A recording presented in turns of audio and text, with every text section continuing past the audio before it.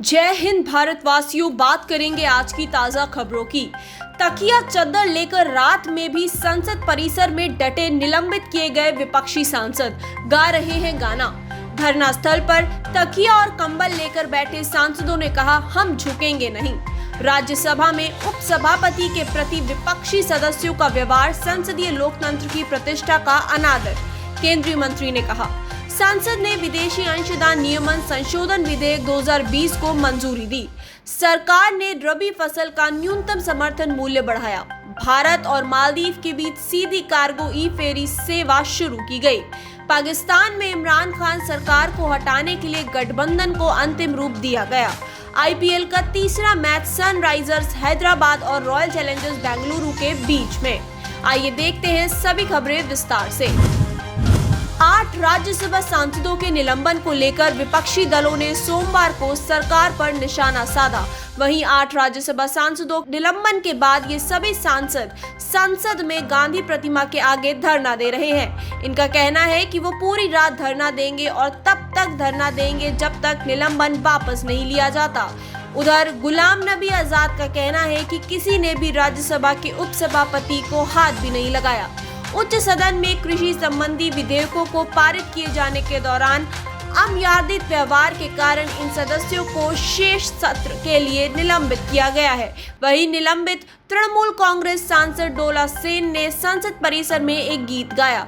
विपक्षी दलों ने रविवार को राज्यसभा में हुए हंगामे के चलते सोमवार को 8 विपक्षी सदस्यों को निलंबित किए जाने को लेकर सरकार पर हमला बोला तथा इस कदम के विरोध में वे संसद भवन परिसर में अनिश्चितकालीन धरना प्रदर्शन कर रहे हैं। निलंबित किए गए 8 सांसदों में कांग्रेस, मार्क्सवादी कम्युनिस्ट पार्टी, तृणमूल कांग्रेस और आम आदमी पार्टी के सदस्य शामिल हैं। धरना स्थल पर बैठकर वही माकपा नेता इलामारम करीम ने कहा, निलंबन से हमारी आवाज को दबाया नहीं जा सकेगा। हम किसानों के साथ उनकी लड़ाई में साथ रहेंगे। उपसभापति ने कल संसदीय प्रक्रिया का गला घोटा है। सांसदों ने निलंबन में भाजपा के कायर चेहरे को उजागर कर दिया है, उन्होंने ये बताया है।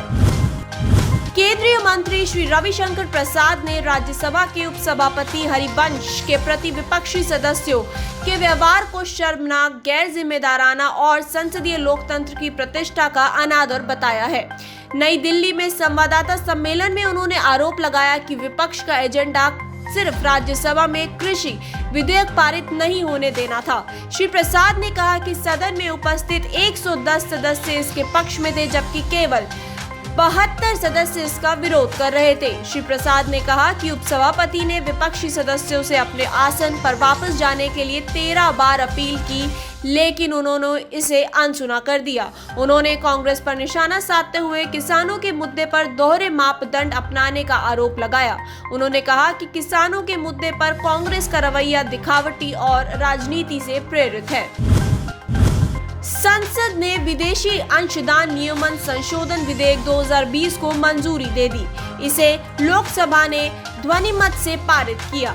राज्यसभा इसे पहले ही मंजूरी कर चुकी है।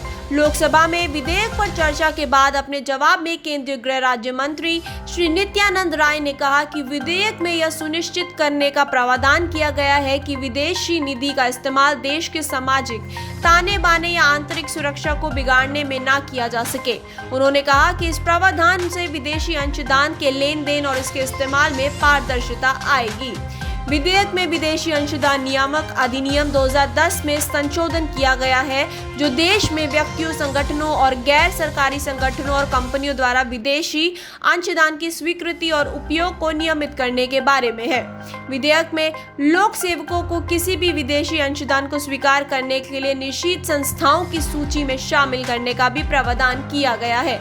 इस सूची में कई चुनाव के उम्मीदवार, समाचार पत्रों के संपादक या प्रकाशक, न्यायाधीश, सरकारी कर्मचारी, किसी भी विधायिका के सदस्य, राजनीतिक दल और अन्य पहले से ही शामिल हैं। इस विधेयक में देश में किसी भी संस्था द्वारा प्राप्त विदेशी अंशदान को किसी व्यक्ति, संघ या कंपनी को अंतरित करने पर रोक का प्रावधान किया गया है। कांग्रेस के एंटो एंटनी तथा तरुणा गोगोई और तृणमूल कांग्रेस के सौगत राय तथा महुआ मोइत्रा ने विधेयक का विरोध किया। उन्होंने मांग की कि इसे और विचार विमर्श के लिए स्थायी समिति को भेजा जाए। बीजू जनता दल यूनाइटेड और कई अन्य राजनीतिक दलों ने विधेयक का समर्थन किया। सरकार ने 6 रबी फसलों का न्यूनतम समर्थन मूल्य बढ़ा दिया है। कृषि मंत्री नरेंद्र सिंह तोमर जी ने लोकसभा में एक बयान में जानकारी दी कि आर्थिक मामलों की मंत्रिमंडलीय समिति ने गेहूं, चना, मसूर, सरसों, ज्वार और कुसुम फसलों को न्यूनतम समर्थन मूल्य से वृद्धि को मंजूरी दी है। गेहूं के समर्थन मूल्य में 50 रुपए की वृद्धि कर इसकी कीमत 1,975 रुपए प्रति क्विंटल कर दी गई है। मसूर के समर्थन मूल्य के प्रति क्विंटल 300 रुपए, सरसों तथा चना के लिए 225 रुपए, ज्वार के लिए 75 रुपए, जबकि कुसुम के समर्थन मूल्य के प्रति क्विंटल 112 रुपए की बढ़ोतरी की गई है। श्री तोमर ने बताया कि सरकार ने पिछले 6 वर्षों में सरकारी खरीद के लिए किसानों के लिए लगभग 7 लाख करोड़ रुपए की राशि मंजूर की है। ये यूपीए सरकार के 10 साल के शासनकाल के दौरान किसानों के लिए स्वीकृत राशि से लगभग 2 गुना है।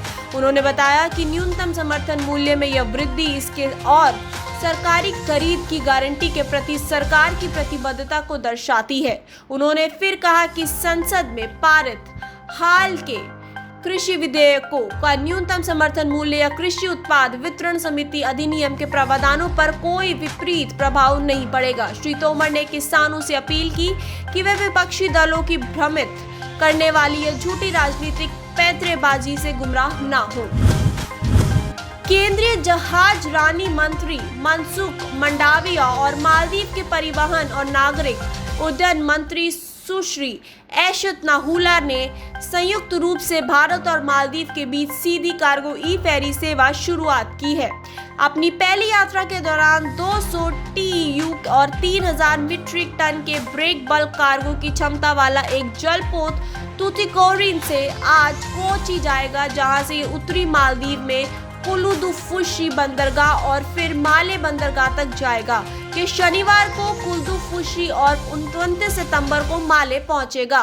भारतीय नौवहन निगम द्वारा संचालित की जा रही यह फेरी सेवा महीने में 2 बार चलेगी तथा भारत और मालदीव के बीच माल ढुलाई का किफायती और वैकल्पिक साधन होगा। इस अवसर पर श्री मंडविया ने कहा कि यह सेवा भारत और मालदीव के बीच व्यापक द्विपक्षीय संबंधों को एक और मील का पत्थर है।